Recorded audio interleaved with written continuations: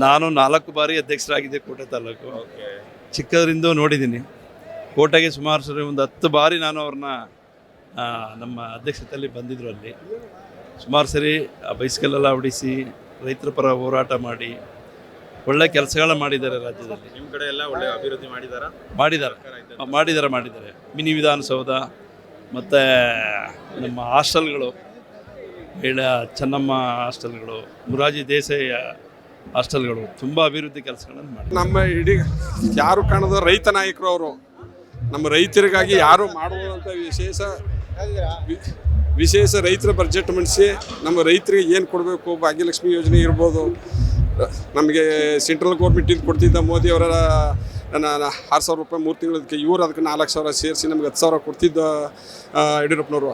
ಅದನ್ನು ಈಗಲೂ ಸರ್ಕಾರ ಬಂದು ಅದನ್ನು ಕಿತ್ತಾಕಿ ತಮ್ಮ ಸ್ವಾರ್ಥಕ್ಕೋಸ್ಕರ ರಾಜಕೀಯ ಮಾಡ್ತಾರೆ. ಯಾವುದೋ ಪುಕ್ಸಾಟೆ ಸ್ಕೀಮು ಆಳು ಮೂಳು ಅಂತ ಹೇಳಿ ಈಗ ಏನೂ ಮಾಡ್ತಾಯಿಲ್ಲ ಅಂತ. ಗೌರ್ಮೆಂಟ್ ಸ್ಕೀಮ್ ಎಲ್ಲ ವೇಸ್ಟು, ಯಡಿಯೂರಪ್ಪನವ್ರು ಬೆಸ್ಟು ಅಂದರೆ ಅವ್ರು ಮಾಡ್ತಿದ್ದು ಜನಸೇವೆಗಳಿಗೆ ತಲುಪಬೇಕಾದ್ದು. ಈ ಫ್ರೀ ಸ್ಕೀಮ್ ಮಾಡಿ ಜನಗಳು ಅಭಿವೃದ್ಧಿ ಕೆಲಸಗಳು ಕುಂಗುಂಡಿತವಾಯ್ತಾ ಇದೆ. ನಿಮ್ಮ ಮನೆಯವ್ರಿಗೆ 2,000 ಬಸ್ ಫ್ರೀ ಎಲ್ಲ ಬೇಡ ಸರ್ ಅಲ್ಲಲ್ಲ, ಏನು ಗೊತ್ತಾ, ಅದನ್ನ ತಗೊಳ್ತಾರೆ, ಕೊಡ್ತಾ ಇದ್ದಾರೆ. ಇನ್ನೊಂದು ಕಡೆಯಿಂದ ಕಿತ್ಕೋತಾ ಇದ್ದಾರೆ. ನಮ್ಗೆ ರೈತರಿಗೆ ಏನು ಕೊಡಬೇಕು ಅದನ್ನ ಮೂಲ ಸೌಕರ್ಯಗಳನ್ನು ಕೊಡಲಿ. ಫ್ರೀ ಸ್ಕೀಮೇ ಬೇಡ ನಮಗೆ.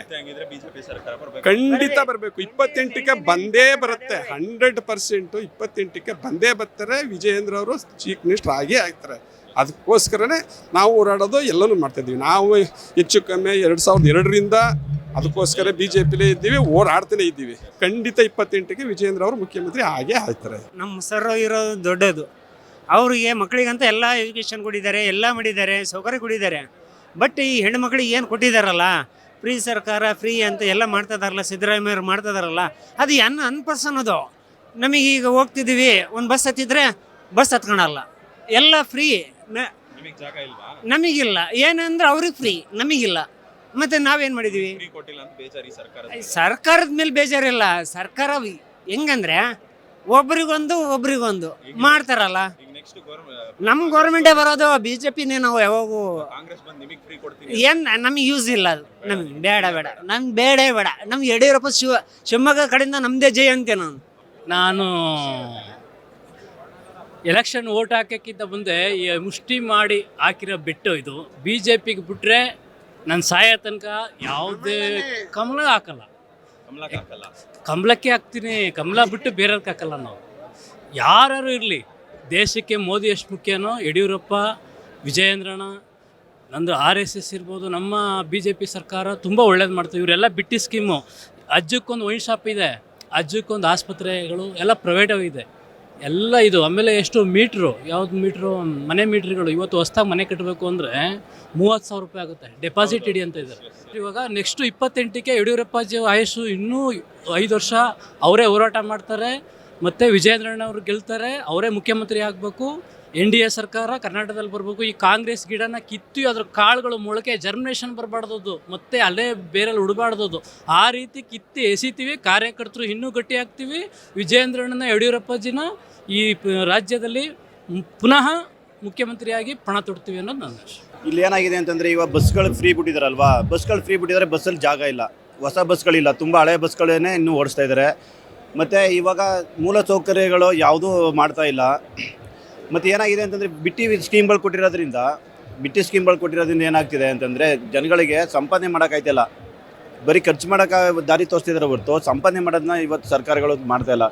ಮೂಲಭೂತ ಸೌಕರ್ಯಗಳನ್ನ ಮಾಡಬೇಕು. ಮತ್ತು ಒಳ್ಳೊಳ್ಳೆ ಬಿಸ್ನೆಸ್ ಮಾಡೋಕ್ಕೆ ಯುವಕರುಗಳಿಗೆ ಸಪೋರ್ಟ್ ಮಾಡಿದ್ರೆ ತುಂಬ ಚೆನ್ನಾಗಿರುತ್ತೆ ಅನ್ನೋದು ನನ್ನ ಅಭಿಪ್ರಾಯ. ಸರ್ವರಿಗೂ ಸಮಪಾಲು ಅಂತ ಏನು ಹೇಳ್ತೀವಿ, ಅದು ನಿಜವಾಗ್ಲೂ ಯಾರು ಕೊಟ್ಟಿದ್ರೆ ಯಡಿಯೂರಪ್ಪನವ್ರು ಮಾತ್ರ. ಅದೇ ದಿಕ್ಕಿನಲ್ಲಿ ವಿಜಯೇಂದ್ರಣ್ಣ ಅವರು ಸಾಗ್ತಾ ಇದ್ದಾರೆ.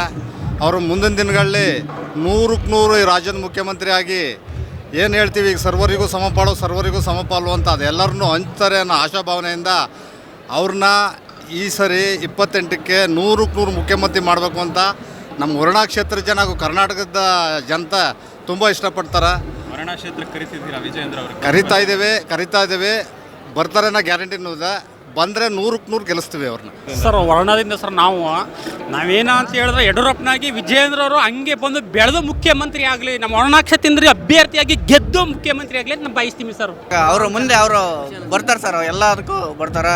ಆಮೇಲೆ ಕೆಲವು ಅವ್ರು ಬಂದರೆ ರೈತರಿಗೆ ಅನುಕೂಲ ಆಗುತ್ತೆ. ನೋಡ್ರಿ, ಈಗ ರಾಜ್ಯ ಸರ್ಕಾರದ್ದು ಅಮೌಂಟ್ ಬಿದ್ದಿಲ್ಲ, ಅವರು ಬಂದು ಯಾವುದೇ ಕಾಂಗ್ರೆಸ್ನವರು ಹಾಕಿಲ್ಲ.